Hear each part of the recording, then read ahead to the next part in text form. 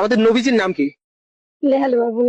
একটা অসুস্থ প্রজন্ম তৈরি হয়েছে। রোজা রয়েছে বাট এটা তো ট্রেন্ড, দ্যাটস ওয়াই। রোজা থেকে সংযম করতে হয়, ঠিক আছে, বাট মাঝে মাঝে আনন্দ করাটা it's okay, Allah will understand I guess. আমি ভাষা হারিয়ে ফেলছি বর্তমানে। এই প্রজন্মকে বোঝার কোনো ভাষা নাই।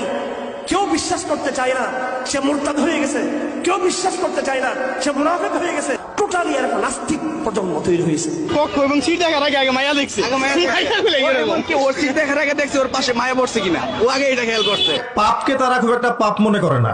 ছেলে মেয়ের অবাধ মেলামেশা ওদের কাছে কোনো পাপ মনে হয় না, এটা স্বাভাবিক মনে হয়। যারা কমপ্লিট জাহান্নামী, বিনা হিসেবে জাহান্নামী যারা, এরা আমাদের মুসলমান ছেলেদের আইকন। মেসি কি জান্নাতি? জান্নাতে যাবে? মেসি যদি এখন এই অবস্থায় মারা যায়, তাহলে ও কিভাবে আমার আইকন হয়? আমি ওর নামের লেখা টি শার্ট পরে কিভাবে ঘুরি? তার প্রতি আমার ভালোবাসা কিভাবে জন্মায়?